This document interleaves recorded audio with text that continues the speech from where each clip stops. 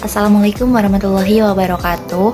Kepada yang terhormat Ibu Elis dan juga teman-teman semua yang berbahagia, perkenalkan nama saya Ririn Kusmawati. Saya dari kelas Akhiri Bisnis C dengan NIM belakang 003. Di sini saya akan membahas tentang analisis korespondensi untuk memetakan atribut keripik buah dan jenis keripik buahnya berdasarkan persepsi dari konsumen.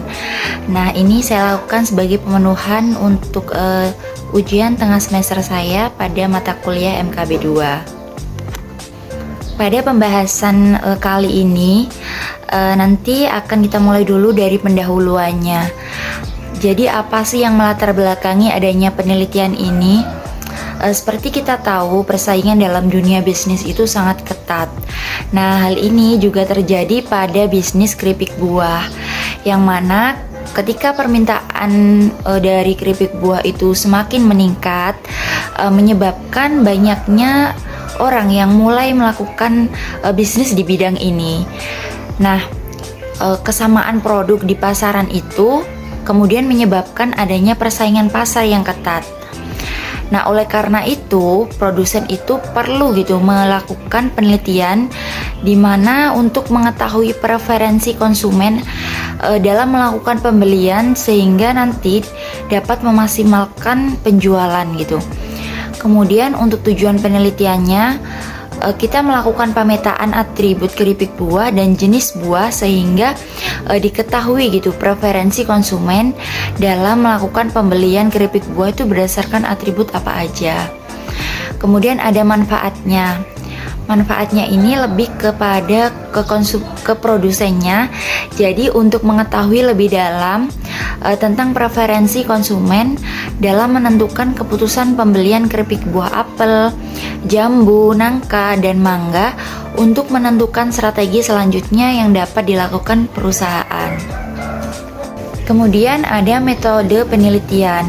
Pada metode penelitian ini seperti yang kalian bisa lihat pada bentuk kuesionernya.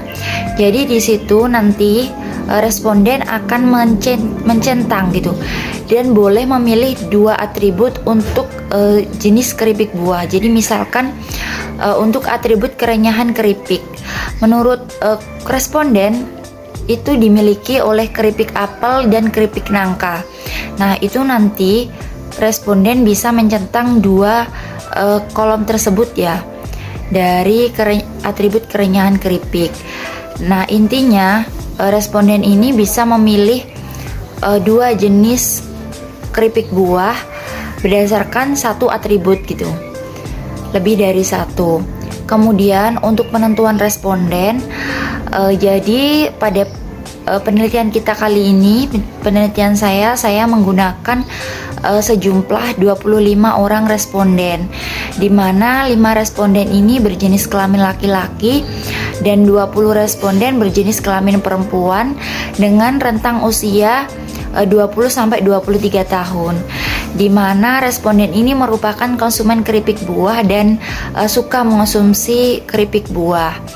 Kemudian analisis data, sehingga ketika udah disebar kuesionernya, udah diisi, kita dapat seperti yang kalian lihat di bagian kiri ini, yang banyak ini merupakan hasil hasil isian dari responden Mereka udah mengisi di sini dan udah memilih dari beberapa atribut untuk jenis keripik buahnya. Ini ada 25, kemudian kita tabulasikan ke mikroskop Excel sehingga kita peroleh nih data untuk kita olah ke SPSS-nya. Untuk yang jenis keripik buahnya sama atributnya, untuk yang keripik apelnya itu di atribut kerenyahan keripik ada 24 orang yang mengisi dan begitu seterusnya. Nah, ini dia ada hasil dan pembahasan. Di data mentah kita udah masukkan tuh tadi yang kita udah tabulasikan dari hasil responden itu ke SPSS-nya. Kemudian kita temukan output dari SPSS-nya. Ini ada korespondensi tabel, di mana ini kayak dari tabel ini kita bisa melihat gitu berapa banyak konsumen yang menyukai jenis kerupuk buah berdasarkan atribut kerenyahan rasa, warna, dan harga. Kayak misalkan nih contohnya keripik apel ini yang menyukai keripik apel berdasarkan kerenyahan keripik itu ada 39 orang dan seterusnya. Kemudian di bagian summary ini menjelaskan bahwa pada dimensi 1 itu sudah bisa menjelaskan data sebesar 33%. Kemudian jika ditambahkan dengan dimensi 2 itu nanti akan menjadi, ketika ditambahkan dengan dimensi 2 yang mana jumlahnya itu juga 33%, kalau diakumulatifkan itu hasilnya akan diperoleh 67,7, dimana ini dapat dikatakan bahwa data tersebut dapat dipetakan dan memiliki tingkat kevalitan yang cukup baik. Kemudian ada nilai chi-square-nya itu ada sebesar, pada tingkat alfanya itu ada sebesar 1%, dimana ini menunjukkan bahwa nilai chi-square-nya itu cukup signifikan. Kemudian pada slide selanjutnya ini ada grafik dimana ini memetakan gitu posisi dari atribut keripik buah dengan jenis keripiknya. Nah, untuk yang bulatan biru itu adalah atribut keripik buah.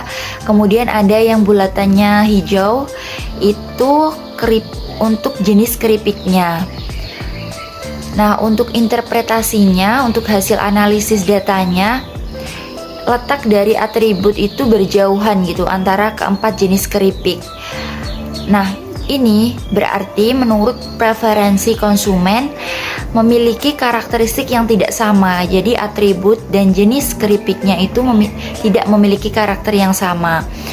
Kemudian pada output SPSS berikut ini dapat dilihat keripik nangka berdekatan dengan warna keripik. Jadi menurut konsumen keripik nangka itu memiliki warna yang bagus gitu di mata konsumen. Kemudian pada keripik apel, menurut konsumen atribut yang paling diingat adalah kerenyahan keripik. Karena keripik apel ini dekat dengan atribut kerenyahan. Lalu ada konsumen keripik mangga ini menurutnya sangat cocok gitu pada harganya. Menurut konsumen sangat cocok pada harganya. Kemudian terakhir keripik jambu ini di mata konsumen terkenal dengan rasa keripiknya yang enak. Kemudian pada slide kesimpulan ini dapat disimpulkan bahwa pemetaan jenis keripik buah menurut preferensi konsumen memiliki kedekatan dengan atribut tertentu, seperti keripik nangka berdekatan dengan atribut warna, keripik apel berdekatan dengan atribut kerenyahan, kemudian ada keripik mangga berdekatan dengan atribut harga, dan keripik jambu berdekatan dengan rasanya. Dengan mengetahui informasi ini, produsen dapat menetapkan strategi untuk memperbaiki posisi keripik tersebut di pandangan konsumen sehingga dapat memaksimalkan penjualannya. Demikian yang dapat saya sampaikan, kurang lebihnya saya mohon maaf. Terima kasih. Wassalamualaikum warahmatullahi wabarakatuh.